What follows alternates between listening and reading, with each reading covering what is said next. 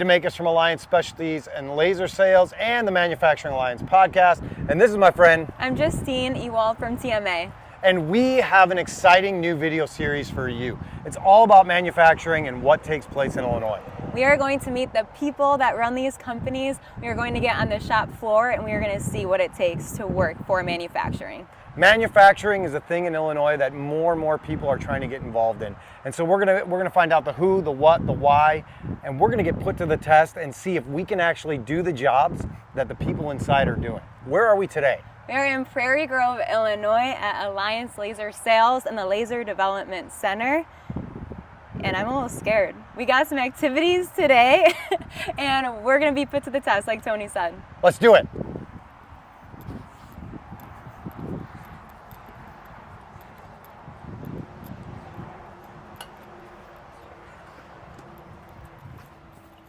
I can't wait to see what they're going to have us do today.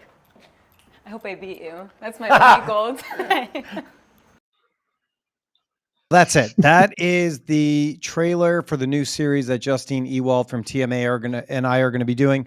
What we want to do is we want to tell the stories of manufacturers in Illinois, and maybe listen. We've had people say, "Why stop at Illinois? Why not go like in the country or global?" Well, there's a good reason. Budget, right? We have to make sure that this works, and this is something that anybody even cares about. But the idea is people don't understand how things are made anymore. They don't understand what goes into that. They don't understand who the people are that are making these things. And so Justine and I had this idea that what if we went inside the spaces and we're able to tell the stories of the manufacturers, the owners of the company, the people on the shop floor, why they do what they do, how they do what they do, and then to take it a step further and say, can we do this? Is manufacturing something that's attainable for everybody? And so we're going to be put to the test. We are going to be given challenges each episode to see if we can actually do the jobs that the people on the floor are doing. And at the end of the day, we're going to see who is the better employee. Now, we've already had a few tests, and I'm not going to tell you who the better employee is. You're going to have to watch and see that for yourself.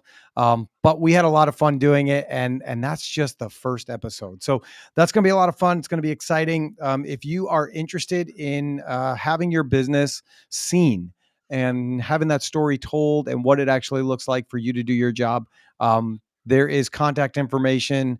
I'm sure that Jack has it that we can put in the notes. I should know it off the top of my head, but I don't. I'm going to fail you right off the bat. And so I'm going to say just buckle up, get used to that. It could be disappointing for an hour, but I doubt it because we have a good guest today. But before we get to that, here's what I want you to do. If you find this entertaining or informational at all, I need you to like and subscribe to the page and to the video wherever you're seeing this, whether that's on LinkedIn or YouTube. Eventually, it'll be back on Facebook once we are not blocked anymore. But like and subscribe and turn on the notifications. Make sure that you don't miss this because you're not going to want to miss the upcoming podcasts that we have. And you're definitely not going to want to miss the video series that we have with Justine and I, where we make manufacturing fun again. And so where are we going next, Jack? We're going to the golf outing. Should we talk about the golf outing? We have our golf outing coming up on September 20th. It is actually my wife's birthday. So if you come to the outing, when you come to the outing, make sure that you see her and you sing happy birthday to her. It would make her so happy. She would be so ecstatic, and she might even give you a hug because she's that caring and loving of a person. All the proceeds for the golf outing benefit our friends at iWarriors. iWarriors is an organization that was created to give back to our combat wounded veterans. We do that by delivering customized and personalized iPads to those soldiers, those men and women that put it all on the line and ended up being injured and wounded for the cause that they care about, which is our freedoms and our country. So if you are interested in playing golf or sponsoring, we're still looking for both of those. I know spots are filling up. Vanessa was just telling me today that we had more people register over the weekend. Please don't wait. I'm saying that this is probably going to be filled out in the next week or so. Yeah. So if you're interested, go to alliancelasersales.com/golf or click the QR code that's on the screen and it'll take you right there and you can get registered to play. If you don't play golf, if you're not good at golf, cool. Most of us suck real bad. And so it's not about the golf; it's about the networking and the opportunity to give back to the people that put it all on the line for us. It's our way to say thank you to them and serve people other than ourselves. Richard Evans is with us. He says it's going to be awesome. You've had this idea about employees battles for years, and I'm glad to see it's finally happening with the TMA. Richard, I agree. It's going to be a lot of fun. Maybe one day we can come out and see you, and you can have Justine and I design parts for somebody. Probably not real parts because it wouldn't work. But that would be a fun project. Before the golf outing, we are going to be out at IMTS. IMTS is taking place in Chicago, Illinois this year, as it always does. It is September 9th through the 14th at McCormick Place. And we are going to be in booth 135134. We just expanded our booth because we have so much stuff that we want to bring out and show everybody. One of those things is going to be our new ID1 UR. This is our old shirt that was for that product. I'm trying to find, there it goes. And it's amazing. We've taken it to a whole new level. The guys have done an amazing job. It is a laser welding system that is built around a UR robot for both automation and ease of use. You can use a joystick. It's an awesome product, and you guys are going to love that. But there are tons of things going on there. And our guest today he's even got some stuff going on, and he'll be happy to share those. And while you are at IMTS and you see all of this amazing equipment that we have, and you think, man, I would like to buy some of that equipment, but I would also like to be able to make a difference. I would also like to see how I can help those around me. And I'm trying to figure out, like, what's the difference between Alliance and maybe this company B over here. And what I can tell you is all of our equipment is American made. We make it in our facility in Prairie Grove, where you saw the video with Justine, in our laser development center. And more than that, what we want to do is we want to give back. So with every, with every laser welder sold that we make, that's an ID1 or an Alliance Advantage laser engraving system, whatever that looks like, we are going to partner, or we have partnered with the Tim Tebow Foundation to end human trafficking. So every sale that we make is going to go towards making a difference. Not all of it, of course, but a portion of that sale will go towards the ending and the fighting of human trafficking, because we believe that God's children are not for sale, but laser welding machines are. So get your machine, make a difference, make an impact in the community. And last but not least, we have some upcoming shows. Here's what that looks like. Today, we've got my good friend Jacob Sanchez on the show. But I got the wrong company name there because that's okay, buddy. Because I did this last minute. And like I said, you might be disappointed in this show. That's fine. But Jacob is going to tell you all about his stuff. And then next week is David Ramirez. September 4th, Justine Ewald. We're going to talk more about the project that we're doing at IMTS. We're thinking about having a special guest. We don't know what that's going to look like yet. On the 18th, Amanda Walden from Chemical Methods is going to join us. And then I got it right, Rich. I don't know if you're on, but I finally spelled your name wrong and right. Spelled your name right and got the company right. That's going to be September 25th after the golf outing. So those are all the things that we have coming up. It's a lot. And now I'm going to stop being a jabberjaws. I'm going to bring in my buddy. Jacob, how are you, man? How's it going, sir? Do not feel bad about the job mix-up. So many people get confused just what my skill set is in general, let alone the people I work with. So it's okay. Yeah, but I didn't even have your last job on. I mean, it's not like I forgot to update it. It's just flat out wrong completely. That's on me. That's my bad. That's all right. We're here now. We have all the branding in the world to tell the world where I am now full time. So it's with IGUS. I've been loving it. Been here for the past, I think this is my 3rd week now. It's awesome. Been sick, man. Awesome. I know when you and I talked at, was it NPE that you and I talked originally? Yeah, I was the host of the NPE show this year in Florida. And we were doing the that big community drive that you planned, packaging all the food and stuff. Yep. And we were chatting. Amazing. Yep. That was fantastic. So I think that was the last time we saw each other as well. But after that, that was the end of my 30 days of straight travel. So I went to California, Well, I went to Florida, California, Germany, Texas, and then ended at the NPE show all week with you and that amazing plastics industry. I remember talking to you at NPE. Like we first talked at MD&M West, and we had Mhm. that conversation, and then I saw you at NPE, and I remember you saying that like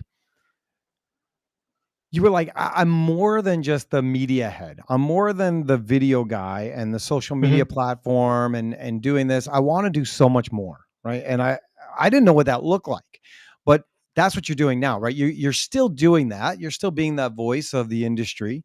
But what are you Mhm. doing now?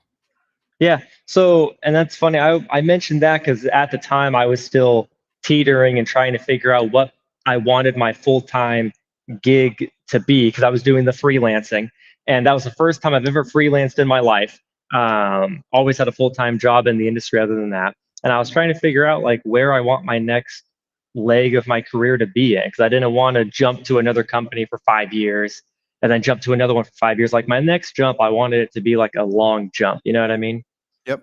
So after NPE, the rest of the year started moving. I got back with IGUS. We've been talking since January and flew back out to Providence. I was filming an episode of my YouTube show with MSC. And so I came here and talked to them about look, what can this look like long term?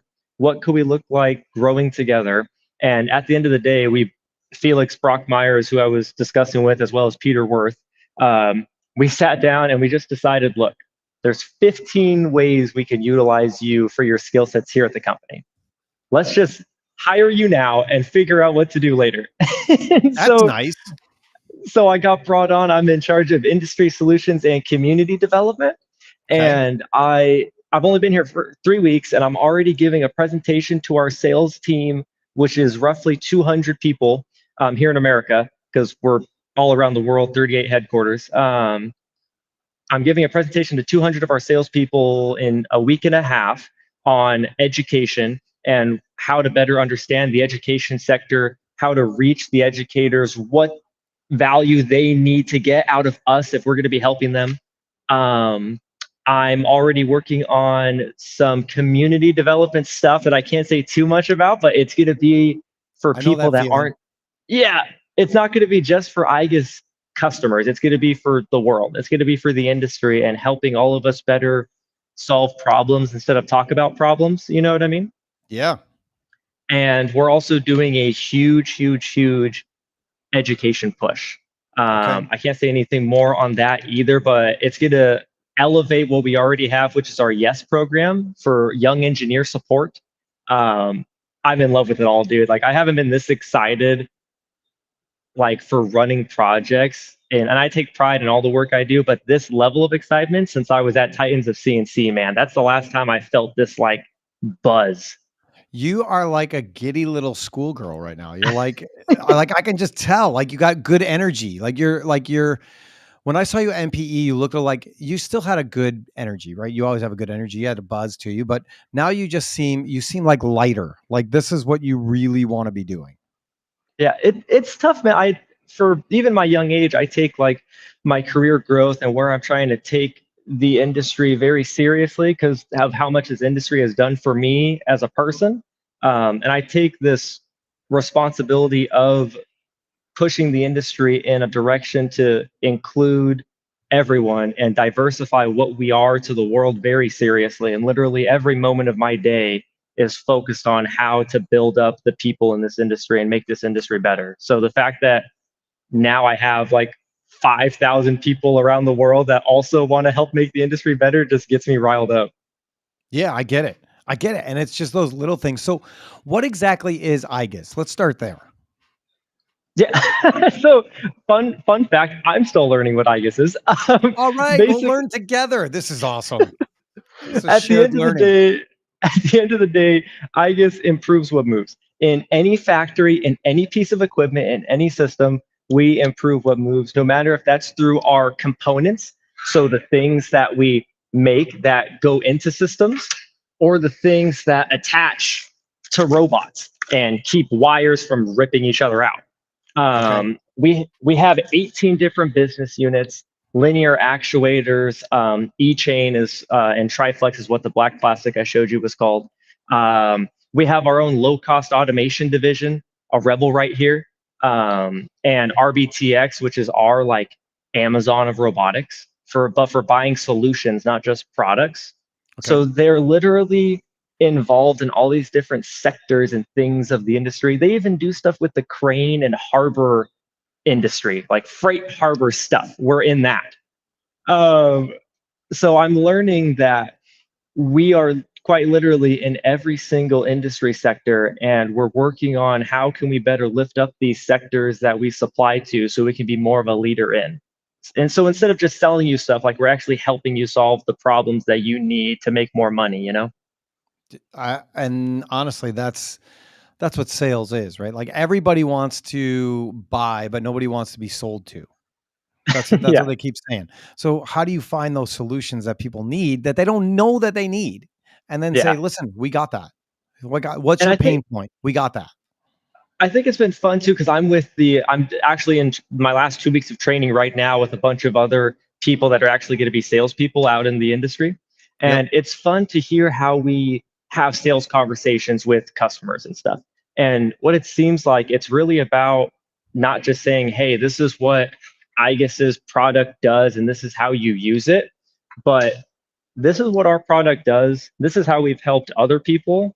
How can we help you? Right. And if this product isn't for you, well then let's not talk about that. So it's not about convincing the customer that IGUS is right for them. It's showing them how IGUS has been right for others and if it can be right for you. And I think that's Sure. pretty powerful. Sure. I think it's one of those things where people don't know that they need you until they know that they need you, right? And you can share those stories of how you've done certain things for different people, but until somebody's in it, they don't necessarily Yeah. get it.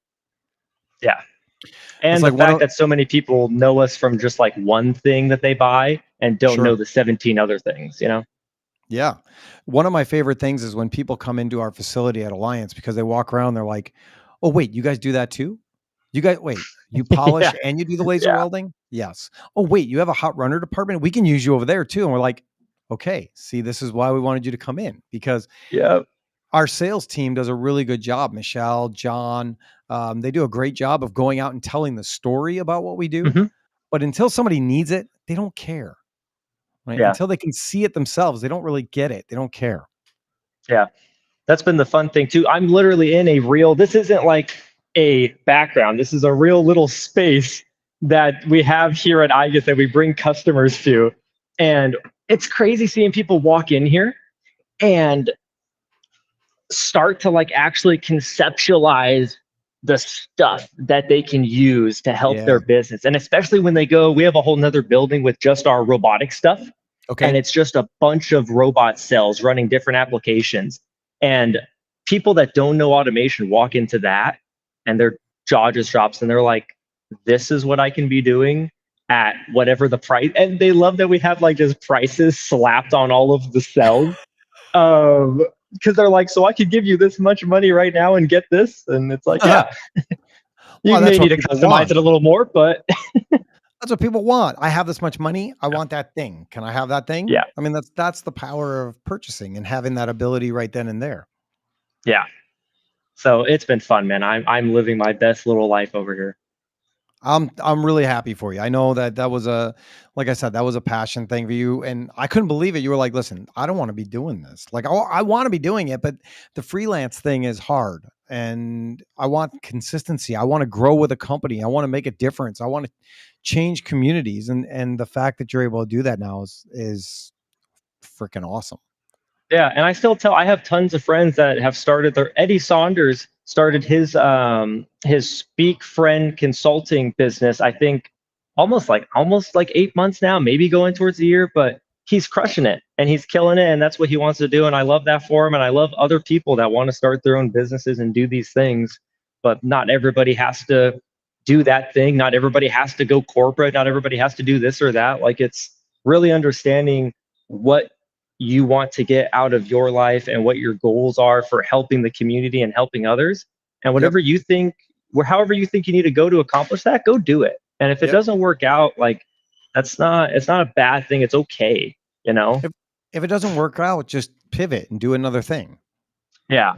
I mean, it's fine. right? I mean, it's not the end of the world. Like things don't Yeah, work out. exactly. That's okay. You just pivot Yeah. and you do the next thing. Or you realize like, okay, I thought this is the direction I wanted to go. I liked it for a minute, but then this happened and I wish I was doing this. I wish I could Yeah. apply things here. Yeah. And it's great. It's great. Especially the community side of it. That's a Mhm. big part of I remember when we were doing the food packaging, like you got so jacked up about what that was. And it was so much fun.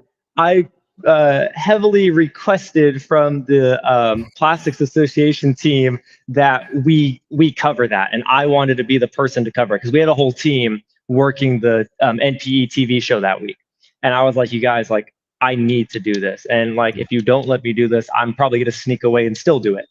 Uh, and it was just fun, man. I love this idea of bringing more community type of service events to our industry trade shows. And if we can just get more of the general public to see what it is we do, they don't have to fall in love with it right away. Like that, and No. I think that's something we get wrong a lot of times is we think every time we show our industry to somebody, they have to love this thing. Like if you don't Right. fall in love with this, then we failed. And Right. it's just touch points. It's just awareness and getting people to see that we're here. That's it. Yep. Yep.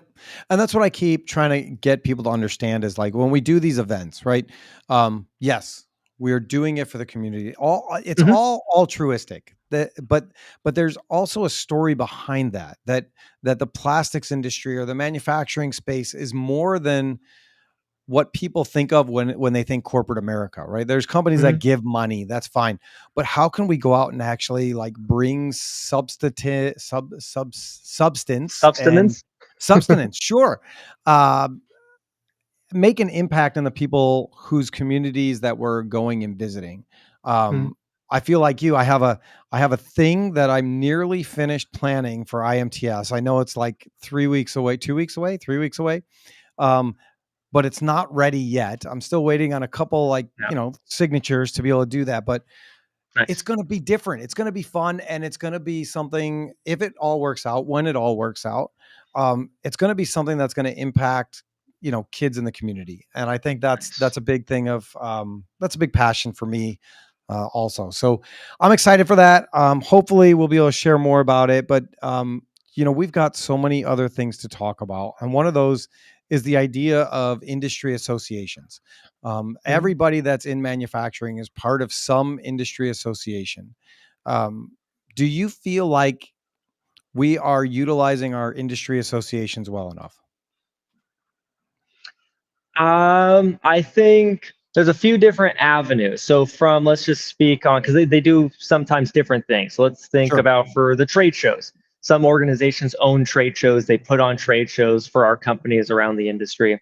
And AMT. some of yeah, they do a great job of every now, like every other year, because it's every other year, they bring out new tools for to make Yep. your show streamline better. They figure out new ways to add more value to. If it's your first time attending the show, here's all this value add you get from it being your first show. Yep. New ways to connect with people. So I love that. I think where a lot of the times, not AMT in general, but the associations of manufacturing overall in all of our industry sectors, I feel like we fall a little short when it comes to when it's not trade show season. Okay. When you're not putting on that big event that you're doing for the world, what are you doing and how are you helping these companies that are a part of your association, Yep. whether it's yearly, bi-yearly, whatever it is? How are you talking with them and engaging with them as a customer of yours to Sure. provide them more value so they can then produce better products for their customers? I feel like that's something that we can work on a little bit better as manufacturing companies being associated with these associations and saying, hey, I would love, because I give you X amount of money, I would love if you can actually help me solve this type of problem. Or if you can actually give me some research or talk about this thing that I'm having trouble with in my industry. I feel like we can do that a little better. And I I agree with you. I think part of that falls on the individual. We met with AMT. They came in and told us a little bit like, hey, we know that we put on this trade show, but do you know what we Mhm. actually do? Do you know who we are and how we can help you? And I was kind of like, no. Like, I joined AMT to get a discount on our booth because it Yep. was cheaper to join the association than it was to pay full Yep. price for the booth. So no, and we've been a member for a number of years, and the information that they were telling us about, like, we can do some digging for you. You can call us and say, we're looking for this kind of work, and we can send you a list of people that might be able to use your services as a customer. We Mhm. can do this, this, and this for you. And I was like, no kidding. I mean, that's pretty awesome. Yeah. Um, so I think it kind of falls on the individual to figure some of that stuff out too. Yeah, and actually, I guess associating with the right associations, because some associations will hound you to get that membership. And then once they get it, you only hear from that person every year when it's time to re up that membership. Yes. And that's where you need to push back maybe against your traditional company values of, hey, we've been with this association for the past 5, 10 years. That's why we do it. To, Yeah. hey, I noticed that we're with this association for the past 5 or 10 years and we don't really do anything with them, or they don't really offer the things that I think they should be to move our company forward. Maybe we do something else Yep. and save that money and do something else, you know? Yep. And I think what's hard with that is you have to do your homework first before you can know Hmm. that. Because I would have Yeah. thought AMT is they just put on IMTS. So Mhm. let's keep our booth discount. But that would be a misassumption on my part, right? Yeah. And then you have the organizations that we are more involved in is AMBA, the American Mold Builders Association. We have That's a cool. good relationship with them. We are pretty involved with what they have going on. And then with the TMA here in Illinois. Um, Nice. it's great because it's nice and local. But then you also have the uh, Illinois Manufacturing Association, and you have, like, there's so many different organizations, and you want to be part of all of them. You want to be able to Hmm. support all of them. But if all you're doing is joining them to put their logo on your website, you're not going to get any value. And something that, you know what, if there's any trade show people listening right now, I will drop a free value bomb to all of you out there. Steal it, do what you will. If there was some type of, like you were just talking about, a lot of regional associations and stuff, if Yep. there was a little subscription service where instead of paying $2,000 to four different industry people that I want to be a part of, if I can be with all four of these local industry associations for $1,000, $2,000, I Sure. would do that in a heartbeat over picking and choosing or spreading out my money like this. You know what I mean? So there is some value, I think, from the industry associations looking internally and seeing how can we partner with who we think are competitors or we have thought of in the past as competition, and how could we come together to provide the industry more value? How can we set aside our differences to work together to offer packages and offer new deals to better serve those that we need to serve, which is our industrial companies? Yeah, I think it's great. I mean, we have this conversation sometimes internally, just about trade shows.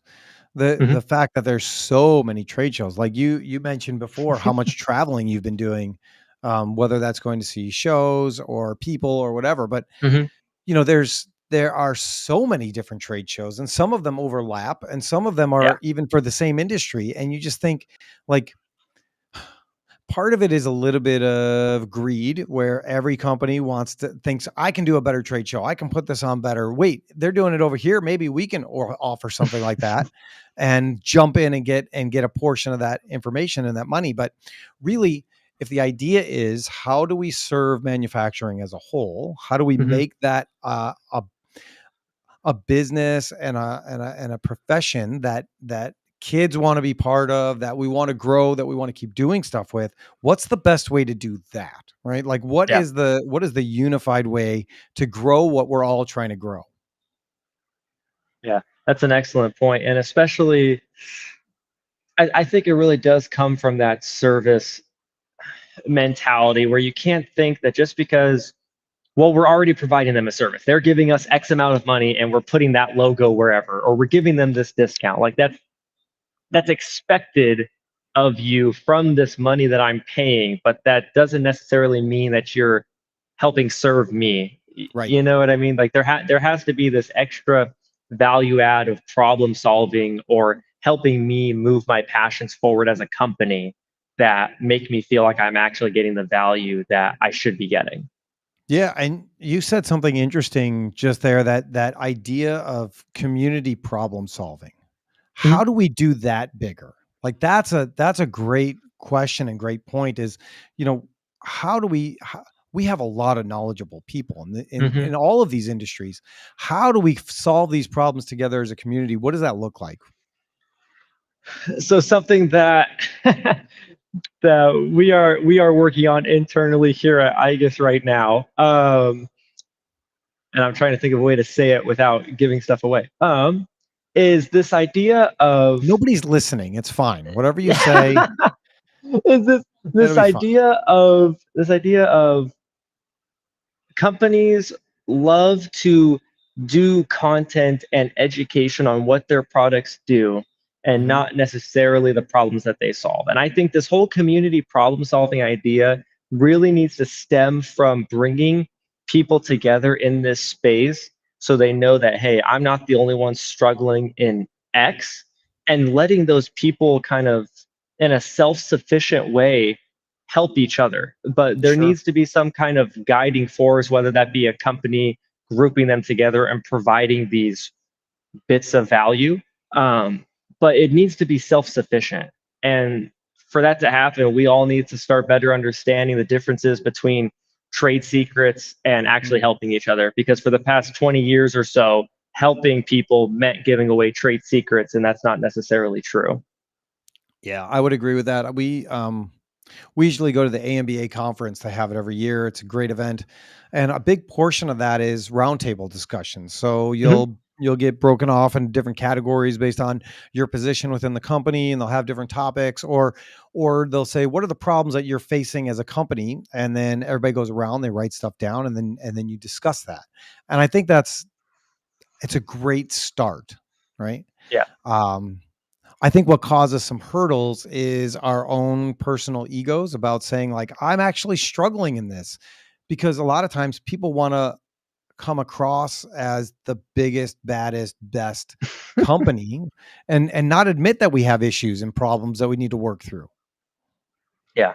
Because a lot of people see that if you show that quote unquote weakness, that you're going to be capitalized on and you're going to Yeah. be attacked because people want to take you out.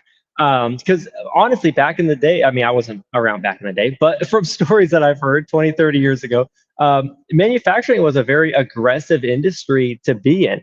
People Yes. were taking over shops. People would move to like a competitor's area. They would get closer to their competitors so they can take their business, shut them down, and then expand into that building. Like it was a very devour or be devoured type of like industry. And Yep. where we're moving forward with technology and the different things available to professionals in general that isn't gate kept like industry secrets are, um, you can go so much further, and there doesn't need to be this sense of devouring each other to succeed. You know what I mean? Especially with where American manufacturing is and some of the world's manufacturings around the globe is right now as a whole.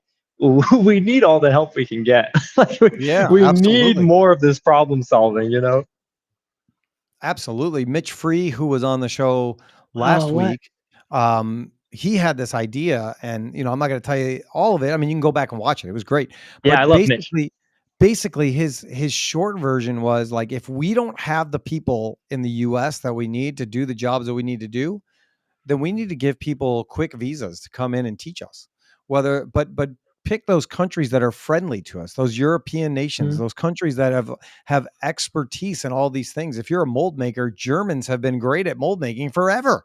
So Yeah. if there's somebody that wants to come into the US, let's expedite their citizenship and let's get them here so they can train us, because we are lacking the skill sets and the Yeah. tribal knowledge. The tribal knowledge has retired out for a big portion of our population, and we need to Mhm. bring some of that back in. Yeah, I agree. And when it comes to that education aspect as well, like it's going to take more than just a few companies in American manufacturing to actually start pushing on education to change for it to change. We Yep. love talking about how education in the country won't change. Well, it's not going to change when there's only 1% of the 20% that really should be helping push on the right people and the right buttons. You know what I mean? Like, sure, it may not always feel like we're moving, we're getting any traction when Mhm. we're doing it ourselves. But if we get enough people to make that action and try to get traction, it will start moving forward. Yeah, and I think you can apply that to industry wide as a whole of Mhm. all manufacturing, but you can Yeah. also say in our own businesses, in our own four walls, for a long time there was a feeling among a lot of people that I'm not going to pass on my information. I've worked hard for my information. This is mine. Yeah. Like I've learned this. This is blood, sweat, and tears. You want me to just pass this on to the next generation of guys? Why? So you can fire me and have somebody cheaper. And I think that speaks to the culture that used to be in place in a lot of places and has now changed. Yeah. Yeah. I agree with that as well. I feel like there's more room because there's this big education gap. There's more room and value with people that can be in that type of mentorship position Yep. that they can actually be utilized for more than just a information grab, like learning how to be an educator and learning how to be a teacher internally. Because we love to talk about workforce development, and this is something I've learned the past like year myself. I'm always learning. Workforce development isn't just this new generation coming in that I love working with. Workforce development is taking care of those people that we already have, taking care Yeah. of the people that are in your business that have been there the past 5, 10 years and kept you running. And how can you better them? How are they growing professionally?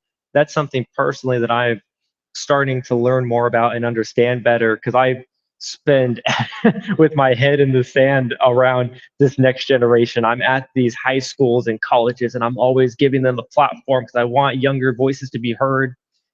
But then I realized like we also still need to make sure we're taking care of those people that are trying to grow in their profession, that work at the companies already. How are they progressing? You know? Yeah, and some of that is learning and utilizing soft skills, right? Hmm. My daughter and I were just talking about this. My daughter Grace, she's in high school. We were just talking about this and the idea of soft skills and what that looks like and how that's a big thing that they're trying to teach some of the kids to have Hmm. empathy. She has a teacher that is talking about legacy and what that actually looks like, and that's a huge part of being successful in any business and having a successful business is people that are willing to do those sorts of things. When we talk about that, when we talk about the longevity of people and having these seasoned veterans, we'll call them, right, Hmm. on staff, how do we continue to not be afraid to push innovation and take those chances and those risks um, before our competitors do it? I think, and let's focus on specifically for a moment those seasoned veterans. I feel like it's still about getting them outside of those four walls. Like if you want them to innovate and be more comfortable with the thought of innovation and changing the things they've always done things, you can't just tell them about the cool stuff that's out there. You can't just tell them about this robot and how awesome it is. Like bring them to where this stuff is. Let them Yeah. get their hands on these things and actually play with them because once they're engineers or they're machine builders, they're skilled professionals. Once they start playing with something with their hands, Yeah. and they can see what this could mean for them, they'll get on board real quick. Right. Instead of you just telling them how cool this stuff is out there looking out the window, nobody's going to want to be a part of that, no matter how cool it is, because they're going to feel bad that they don't get to play with it. Sure. Sure. Yeah, that's how you get buy-in, right? Yeah. I mean, So, get your hands on it. I think I think it's Zig Ziglar or it's Dale Carnegie. It's they name all their closes. It's the pet the puppy close. right? Once you pet the puppy, you're in, right? Once you pet the puppy, somebody puts the puppy in your hands and you pet the puppy, then you love the puppy and you're not going to let go of that puppy. Now you want the puppy. Before you, I don't want a puppy. They crap in the yard. I don't want to clean it. I don't want to do any of that. And somebody gives you the puppy and you go, oh, but this puppy's amazing. I love this puppy. And I think that's to your point. When you have those people that are they're an integral part of your company, if you can get that and get them involved and get some buy-in from them, man, that's half the battle. Yeah. And honestly, when it comes to this confidence to innovate before the competition, I've heard a few different things about people don't they'd rather be second than first. I heard everybody saying if you're not first, you're last, all this stuff. People don't like to be Ricky the Bobby. yeah, they don't like to be the first one to something because everyone after that will just improve it based on the mistakes they made.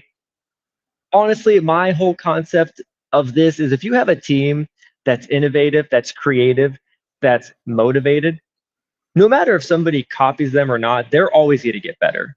They're Sure. always going to be trying to get one step ahead. So Yep. to me, copy me, do whatever, take whatever you want from me, steal from me. I'm going to keep moving. I'm not going to fight with you on this thing and try to take back what's mine, what I invented.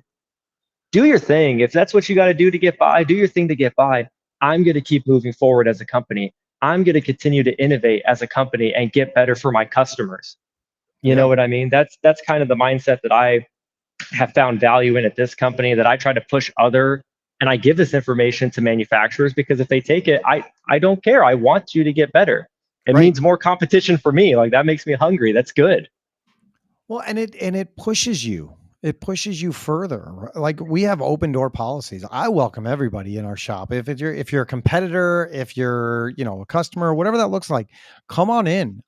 I'm not worried that somebody's going to try and take our customers or they're going to copy our ideas, because what they can't copy is who we are as a company and as Yep. individuals. And Yep. that's the difference. That's a difference maker. That's a differentiator, right? Anybody can go buy a laser welding machine. We make a really good laser welding machine. But what you're not going to have is you're not going to have our team. You're not going to have our service side that's going to go out and show you how to use it. You're not going to have our expertise and our training and those kinds of people that are going to be the actual difference between us and somebody else. I'm not going to say names. I don't want to give them that much of an advantage. Yeah. But you know what I mean? Like, Yeah. go ahead, try and copy it. Like, it happens in sports all the time. Like, you have a team that wins the Super Bowl, and then everybody goes, oh, we're going to steal their style.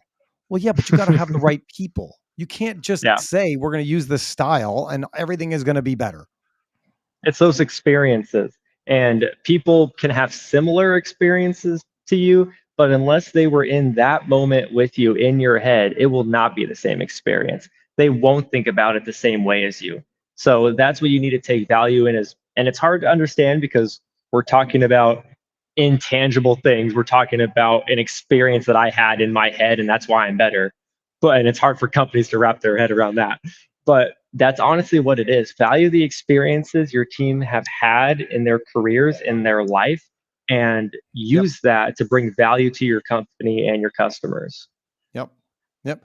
And, Jack is running stuff in the back, and him and I talk about this in other capacities, not just in work, but mostly in our Mhm. lives, right? Like the situations and the stories that God has given you in your life is not meant for you to keep to yourself. It's meant for you to share with other people so that other people can grow and be inspired and motivated by the things that you have also gone through and come through on the other end. If you keep Mhm. all that stuff to yourself, it's just selfish. I mean, Yeah. it's the only way I can put it. Yeah, that makes sense. Chuck Warner is listening with us. Oh, Chuck. And he says businesses can also apply themselves to resemble something the younger generations recognize, and an environment that they want to be a part of. What do you think about that? Yeah, the environment thing. So that doesn't mean just putting a foosball table like in your coffee room or something, or like comfy couches. Like those are activities, those are areas of comfort. That doesn't make the environment comfortable. You can have the nicest couches in prison, and that doesn't necessarily make that environment comfortable for those people. Preach, Uh, brother. Drastic example, but the environment, it's about the way that you communicate with those people, the way that you allow them to communicate with others, with coworkers.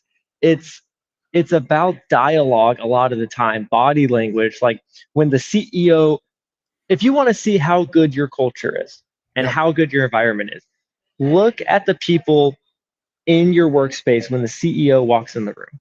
Mm. If the CEO walks in the room and immediately everyone is this sweat dripping down, they could be a little scared or timid, or some of those people could also be scared for a reason because they know what happens when the CEO comes in or when the vice president comes in. People start getting yelled at or people get blamed for something that happened. Make it so when a manager or any type of coworker goes to your space, any type of area where there's people, there's not this thing. There doesn't need to be this thing. And that doesn't mean you're not going to have disagreements Right. with people. Like you're going to get weirded out with coworkers sometimes and you're not going to agree with them all the time. But don't let it become this like toxic thing that's all that work ever is this something that you dread going to. Yep. Like I hate I and I've been there. Like I've gone to work, sat in my car in the parking lot in the back and like stifled tears and then went into work, worked my 10 hours, and then went back in my car, drove home, laid in my bed, like not in the fetal position, but almost, and sat there. And then I went to work the next day. Right. That was my day. Like that was how I viewed going into work, like I don't know how many years ago. And a lot of other people have a lot of other worse situations when it comes to their job. And I just, there's things that you're not going to be able to avoid. There's things that are going to happen, but there's a way to make it so it doesn't consume the workplace and doesn't consume your personal life. And that's dialogue, that's attitude. Yeah. And it's going to be tough. It's not going to work everywhere, but at least trying means that you're doing something. I think I think it can work everywhere, but it's all the little things, right? Like you mentioned a foosball table. It's funny. If you want to give your team a break, right? Then a foosball table is great. If you read a story about how a foosball table can improve your organization and you put it in a foosball table and the first time somebody goes to play it, you yell at them to get back to work, you shouldn't have bought a foosball table. Like that's not your culture. That's not your strength, right? That's not what you Yeah. care about. And so, there's that balance where you might be trying to do the right thing, but you haven't let your brain get to that place yet of like, okay, what does my team really need? They need a break. So maybe we'll get a foosball table, but you have to let them have a break first, you Yeah. know? And that communication side is so big to be able to have the conversation with people and say, like, what's going on? Like, why are you not comfortable in this space? Like we talk about it all the time, how work is not slavery. You spend more time at work than you do at home. So you shouldn't hate it. And if you do hate it, you should quit. Like I can't tell you how many times I've had that conversation with people just in our own shop. Luckily, nobody took me up on it. But, if you're that miserable and you hate what you're doing and you go home and you're crying yourself to sleep on your pillow, then I think you should find a new job.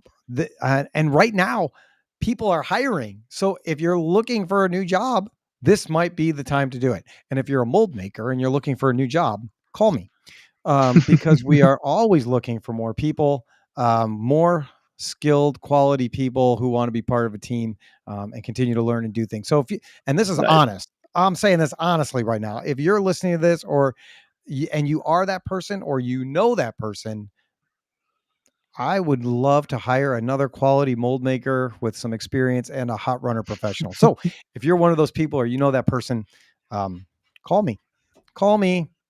That's cool. It would be great. So when you're looking at managers, right, you're in a different role now. Mhm. And you've had different managers in the past. Mhm. What does delegation look like to you? Because And sometimes that's that's a funny. dirty word, right? I don't know. Okay, so tell me, because I've been talking about delegation a lot lately. Why do people have this not good look on the word delegation? And does it seem like offloady? Does it seem like you're pushing work onto somebody? I think it can. I think a lot of times delegation can be seen as like, hey, I don't want to clean the toilets. Go clean the toilets, right? Um, it's sometimes I feel like it's seen as a more menial job. Like I have more Okay. important things to do than to do this thing, so I'm going to give you this thing that doesn't really matter, right? And I think there's a balance between that, and Mhm. I think it. My opinion is it would go back to the conversation and the communication that Mhm. you're having when you're asking somebody to do the job. But how do you see it? So my big thing with delegation is, but if you have a manager, Yep. and almost everybody does, or if you have a leader and you're working on a project, delegation to me is if I'm the leader and I'm saying, hey, if I'm saying, hey, Alexis, hey, Joe, this is what we're doing today. Yep. Joe, I need you to go do this thing. Alexis, can you help me and do this thing? When you tell them to go do those things and they go off, they should not have to work on that thing, come back to you. Hey, is this what you meant? Oh, well, no, that's not what I meant. Do something like this. Go back. They shouldn't have to do that. Like delegation to me is understanding the levels of a project, Okay. where you want your input to be placed. But other than that, those skilled professionals that you pay money to do their job very well, better than you. A lot of these people out on the floor are way better at this job than you will ever be as a leader and as a manager because they do it every day. Trust them. Let them take the autonomy in the job that they have and the task that they're doing to get it done in their own way, but with the guide rails of what you asked for. Mhm. But let them get it done and let them come back to you at this level instead of every step along the way of what they're trying to do with their task. To me, that's what delegation needs to be. It needs to be you trusting those people and giving them autonomy to do the task that you're giving them with the skill set they have, and setting a clear understanding of when you would like to be brought back in to the project cycle Sure. to see where everything's at, to see how everything's lining up, and making sure that it's still on vision with the project as a whole. Yep. No, that makes perfect sense. And I have people that I trust tell me like, you need to let go of this thing. You need to trust people to do this thing. And I love being able to do that. Vanessa gets so mad at me because when she's doing marketing things, she'll ask me a question. I'll say, whatever you think. I trust you. Like, do what you think. She's like, I hate when you say that. I just want you to tell me what to do. And I'm like, but I don't want to. Like, I want you to come up with the vision and the idea and have it be yours. Yeah. And I trust you to do that in this position. I think that's great. But some people thrive on that and some people don't. But I think you're right that if you're going to give somebody something, if you're going to assign something for someone to do, you Mhm. can't micromanage every part of the process. Yeah. And a cool thing that you just said that I've learned that sometimes leaders will do is when they're like, well, I just need you to tell me this thing. Like, I hate when you do that. Ask them questions. So make it more of a, well, what would you do? Or, well, how do you think that we should even get this process started? And once you ask them that, they feel engaged in the dialogue and they're like, well, I really think we need to do it. And then they just start solving the problem themselves. And then you say, you know what? Yeah, go do that thing. That sounds good. And then that's all they wanted. They just wanted a little bit of dialogue to Sure. get their juices flowing, you know? Sure. Yeah. I don't remember who said this. I scroll on Facebook and LinkedIn and all this stuff.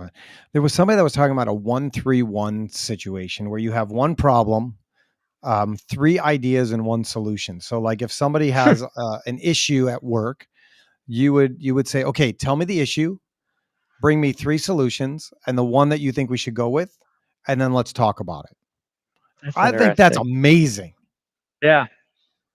I wish I remember who said it. It wasn't me, so I'm not the genius. You Like, won't let's take just get that ownership of clear. that one. No, I don't. I mean, if I came up with it, I would take ownership for it, but I didn't.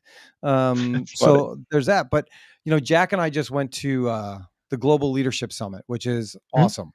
And if you enjoy leadership, if you enjoy all aspects of that, then then look into it next year. And if you don't want to look into it next year and you just want the content right now, you can just download the Global Leadership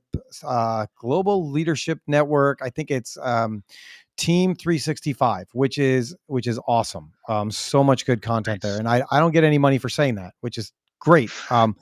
But one of the things that they talked about is having a to don't list. So leaders need to have a to don't list. So everybody tries to cross things off their to do list. But what about those things that you shouldn't be doing? Like, give that to somebody else. One of my Mhm. favorite things I ever heard was that um, the only decision you should make is the decision that only you can make. The other ones, delegate to somebody else who's in a position to be able to make those decisions.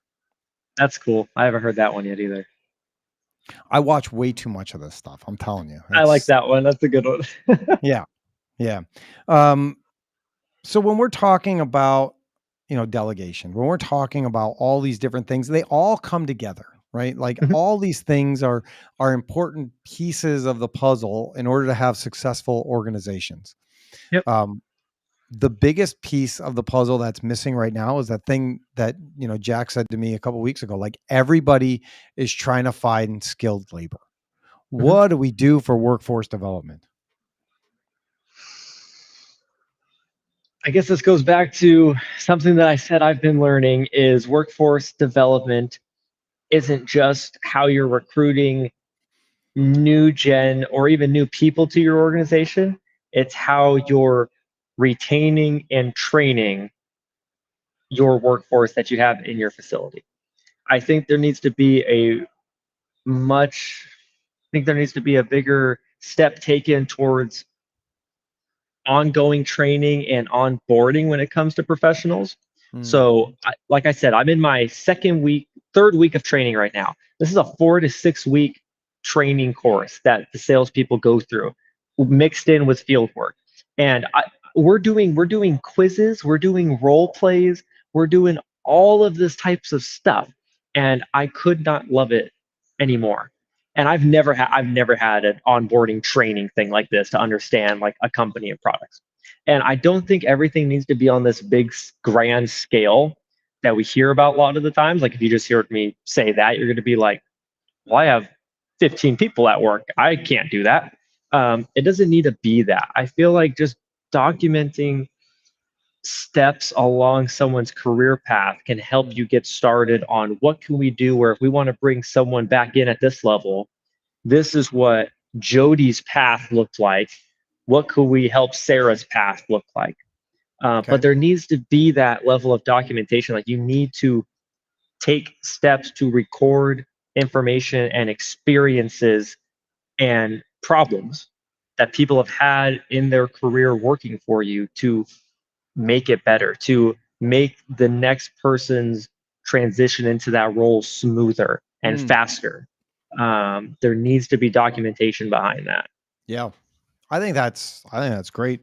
One of my favorite companies that I don't work at is Westminster Tool. I don't know if you know anybody. Do you know Hillary and Hannah and that whole crew? That that name sounds familiar. Like I feel like I've seen that company on LinkedIn.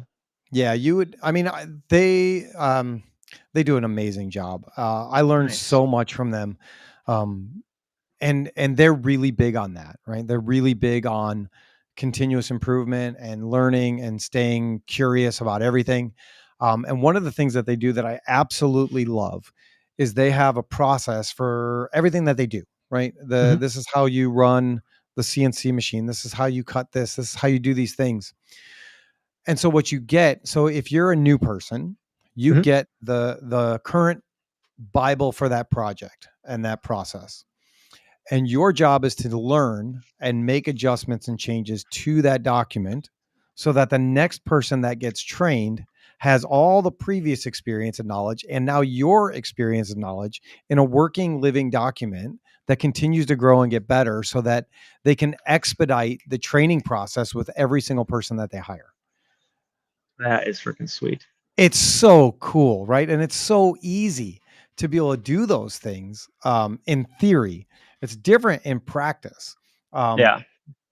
but just I mean, just that level of recognition that like, okay, you are not the last person that's going to have this job, like this guy, right? You are not the last person that's going to have this job. So here's what I need you to do.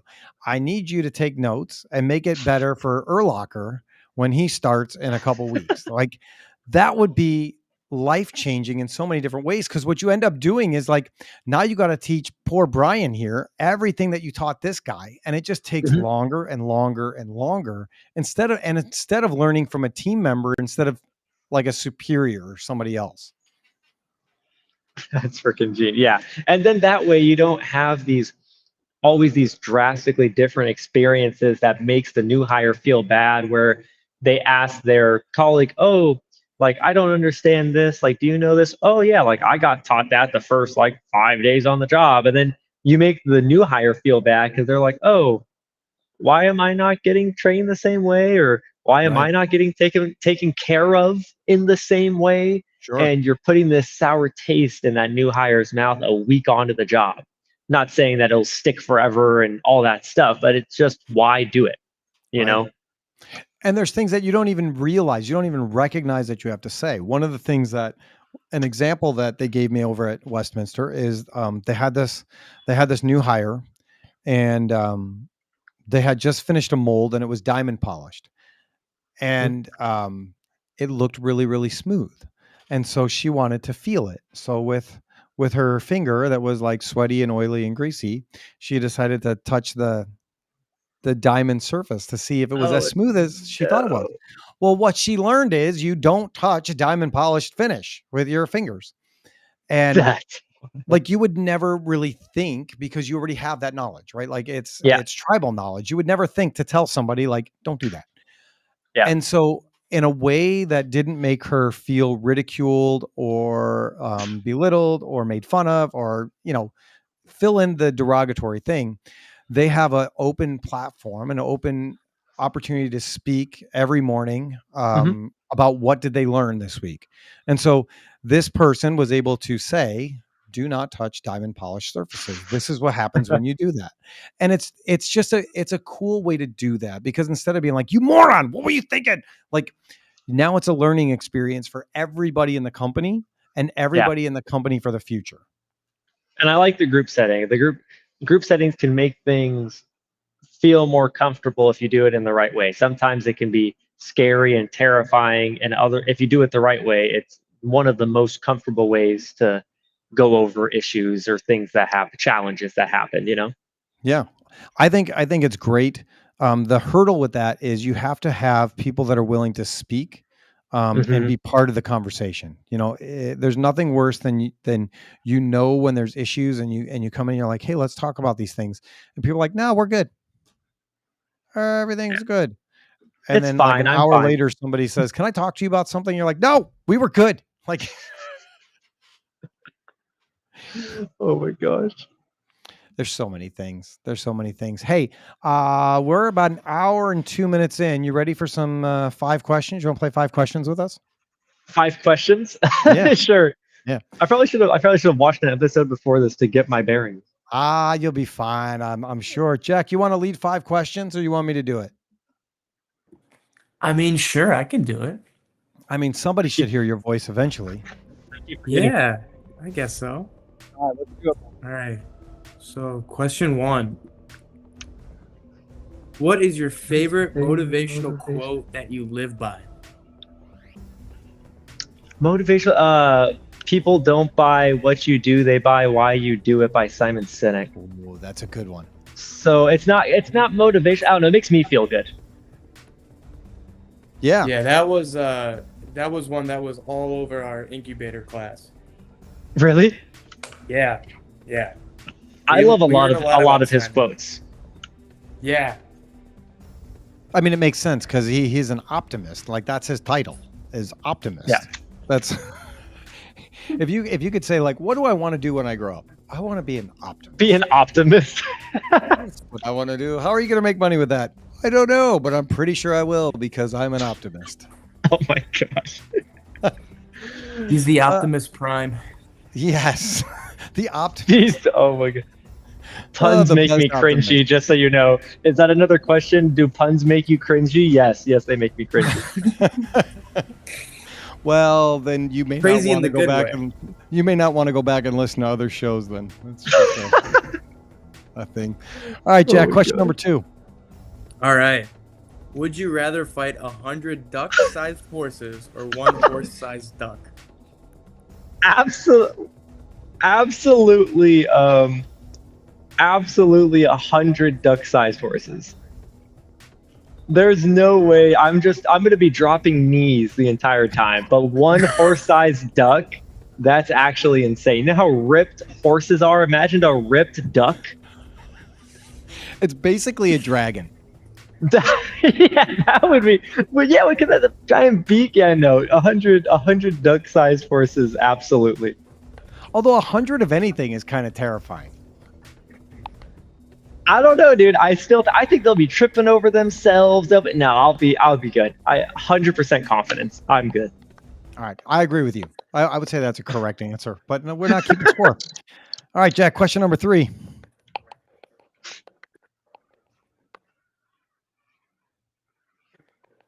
Okay. All right.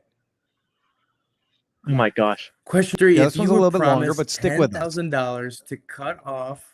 Yeah, this is a good one. If you would promise $10,000 to cut off a finger, and then for each additional finger you cut off, it would be multiplied by 10. So that would mean 1 fingers is 10,000, 2 fingers is 100,000, 3 fingers is 1,000,000, and so on. How many fingers would you cut off, and which ones would you cut off? I'm doing at least 3. I'm getting rid of both middle fingers and then one ring finger. Okay. Both middle fingers. Yeah, I feel like those are like 2 of the most useless fingers unless you just want to be mean. And then in other languages, there's other ways to be mean with your fingers. And then one ring finger. So yeah, I'm fine with this. I'm fine with this. So that's so you can you can go to rock concerts still. Yeah, automatically, yes. I think I go with the pinkies. I don't think you need the pinkies. For Pinkies? sure. I Yeah. feel like there's something, I don't know. I feel like I've read somewhere about why pinkies are important. I don't know why, but I feel like pinkies are very important.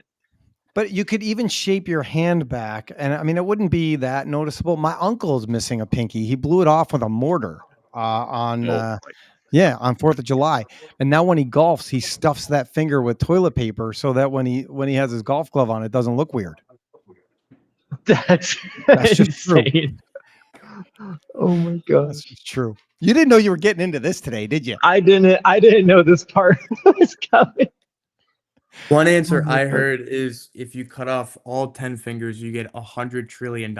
So, I mean, I guess with something like that, you can get like some type of bionics to replace. yeah, I'm pretty sure you your get company $100 could help trillion, build that. you're good. Yeah, if anything moves in those joints, we can handle that. And you might even get a discount. You're going to come out money ahead. Yeah. Oh my god. So that would be good. All right, Jack, what are we on? Question 4? Yeah. Okay. Do you know how to fold a fitted sheet? Is a fitted sheet the thing that goes over the mattress that you have to like put on and it's hard to do by yourself? Yes. No, I don't know how to fold that. I think it's witchcraft. I just wanted to make sure it was the right thing I was talking about. Yeah, that's the fitted sheet. I think it's witchcraft. I mean, there's no corners. I would roll it like a sleeping bag, to be honest. I hear my wife in the background there. She's being upset about witchcraft. Yeah. She heard witchcraft and full fitted sheets. Oh, she said it's so easy. It's because she's a witchcrafter. Your mother's not a witch. Like, let's not start this. I'm not married to a witch. She's good at these things that I don't understand. Oh my gosh. It doesn't make any sense to me on how to fold this thing, but she makes it look so easy. So I've never thought of that. Of folding a fitted sheet? Yeah, I've never thought of folding a fitted sheet. So what do you do with the fitted sheets? It's either on your bed or you're washing it. So you only have one. Yeah, wait, do you have multiple fitted sheets? Or we have multiple fitted sheets. Yeah, no, if I need to wash my bedding. You're single. Yeah. Oh, eventually you will have multiple fitted sheets. Oh, okay. Well, yeah. If I just wash my bedding and then don't sleep on the bed until it's clean and then put it back on. That's fair. Okay. Then you never have to do it. But like you open the package and you're like, how did they get this in here? Like, how did they That's do so. this? Oh my gosh. All right. Jack, take us out with the last one, will you? All right. If animals could talk, what would be the rudest and why? I've heard this before. I feel like oh, what's that? Dude, there's this marsupial that freaking looks like it'd be mean. Dude, oh my gosh. It- Geese would be nice, ducks would be nice. A quokka? You think geese are nice? I feel like geese would be because they're like Canadian geese. I feel like if they could talk, they'd be nice. Oh, Um, eh? they're mean, but I feel like they're mean just because they can't talk, you know? Uh, oh, dude, that's what it is. That rodent, that big rodent, a capybara, capybara. Capybara. Capybara looks like they're so chill, but it looks like it would say the nastiest things, just the meanest things. A little passive aggressive, maybe. Yeah, that's what it was. It took me a while to get there, but I got there. I like it. I like it. I've never heard capybara before. Cats is usually the number one answer. What's funny is you mentioned geese. I have all these weird family members, man. I have a cousin who punched a goose in the face. He was walking into his apartment with his groceries, and there was a goose on the sidewalk. Mhm. And the goose like ran up to him and was like, and he dropped the bags and punched the goose. Oh my god, I'd be terrified to even touch a goose.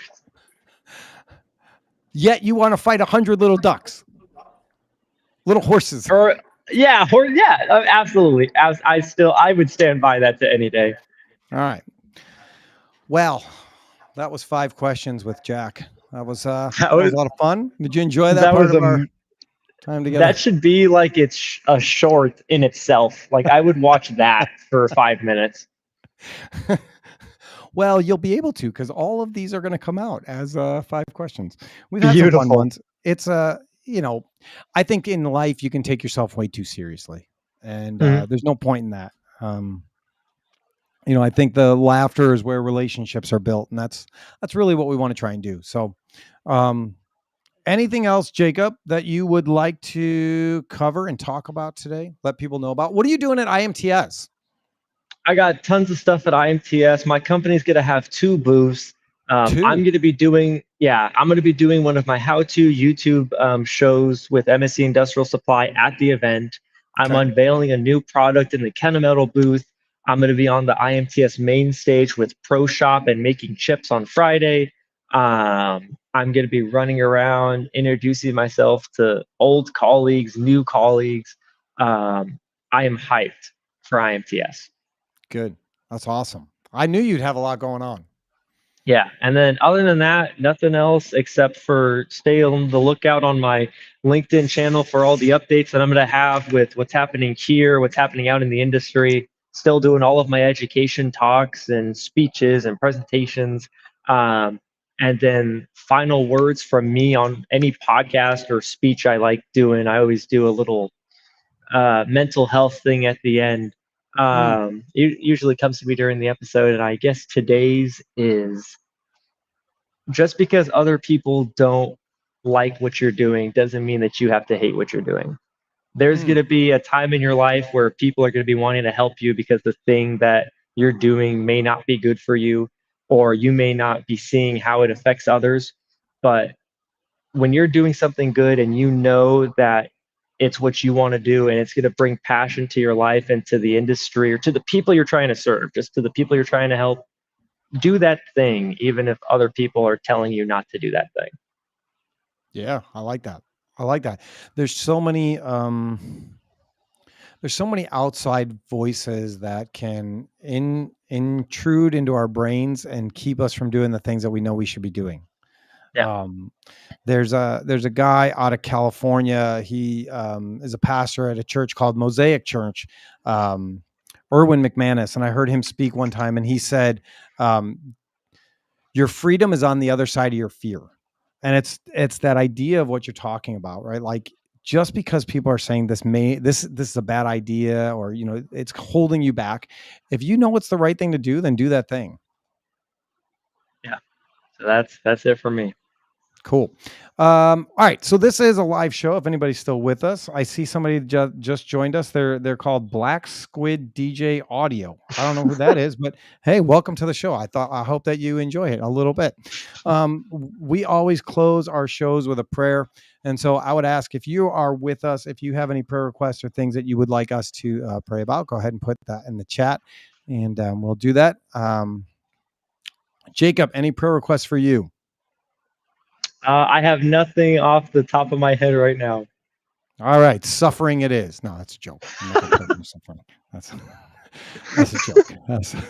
Oh my gosh. That's a joke. You weren't ready for that one either. That's fine. I think we've got a lot of exciting things coming up, like I talked about. IMTS is going to be great.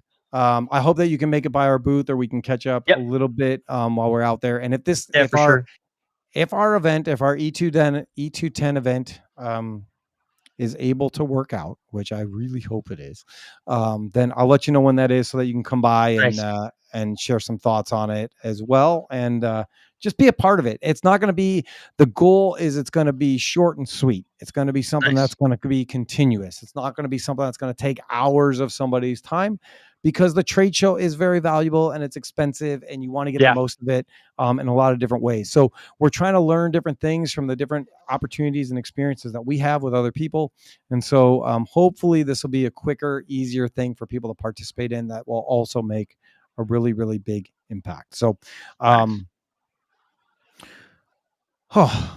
right, I'm going to pray real quick, and then we'll wrap things up, if you're good with that. Let's do that. Heavenly Father, thank you for today. Thank you for Jacob. Thank you that you allowed us to come together and become friends, and just somebody that I can laugh with, and have a partner in the industry who likes to have fun and give back and pour into people in the community. Thank you for all the opportunities that you give us. And really, I just want to thank you for knowing us, and being the very first creator, and calling it good. Thank you for showing us what that looks like. And I just pray for whoever might be going through it today, or they might be going through it tomorrow, whether that's health or finances or stress or family or whatever that might be, that they would be able to find a little bit of comfort in knowing that you're there, and that they're not alone in any of those situations, as long as they can give themselves to you. And so I just pray all these things in Jesus' name. Amen. Jacob, dude, I love you, man. I'm so glad that we got to catch up and hang out a little bit. This was amazing. I'm looking forward to the next time. I will say this, and I genuinely mean it. The first time we met face to face was at MD&M West. And you are just so genuinely enthusiastic and happy that I felt instantly able to talk to you and connect with you. It was like this joy of just being with other people. And so I want to thank you for that, because that's not something that you experience all the time. And I feel confident in saying that if you bring a little bit of that to your new company, man, you guys are going to be so successful, because you by yourself are a force of positivity and motivation and inspiration. And so I want to thank you for that, and for just giving me some time today and hanging out. It was awesome. Thank you, brother. That means a lot, and being on here with tons of fun. I'm glad we had some people stopping in. I can't wait for everybody else who didn't get to stop in to check it out. All right, buddy. Thank you. Enjoy the rest of the day, and we'll chat soon. See ya. Well, that was my friend Jacob Sanchez. You guys have seen him all over the place. And if you haven't, go check out his LinkedIn page. It's flooded with all kinds of videos and things that will get you going a little bit. He is a tremendous industry advocate. Great guy, like I said. I don't blow smoke. If you're looking for what his company is offering, if he's working there, trust me, it's going to be valuable to call him and make an appointment and just see what they do and connect with him, because even if you don't need what his company does, he has resources and relationships in other places. And it's just good to know good people and be around good people. So look up Jacob, look him up on LinkedIn, send him a message, connect with him, be friends with him. Oh, and you should also become friends with our guy, Brian Warren. We haven't had an Yeah. update from him in a while, but Brian did say if he hits like, I don't know, 500,000 followers or whatever it was, he is going to put out a swimsuit calendar of himself. Oh my And God. I personally want to see that.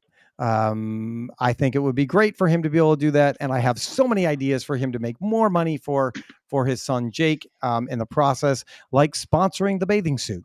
I mean, you could have an Alliance bathing suit on him. I don't know how much that's worth, but wouldn't it be great if he could actually make that calendar? If you're still watching and you're seeing this, we still have a QR code that goes to Jake Warren and Brian Warren's page. It's a GoFundMe page where they are just trying to make the house ready for Jake so that he can have a better life while he is why? I didn't even say the why. Because poor Jake was diagnosed with cancer at 18 months, and he is now 2 years old, and they're still going through it every single day. And so we just want to do our part to help out our friend and his son. So if you would, if you like to do that thing, if you want to give back, if you want to donate, there is a QR code on the screen where you can do that. Love you, Brian. Hope everything is going well. Yeah. I think that's about it. We will see everybody at IMTS. I hope to see you at the golf outing. I hope to hear from you that you want to be part of the Make Manufacturing Fun Again process. I love you all. Thank you all for watching, listening. Take care, and God bless.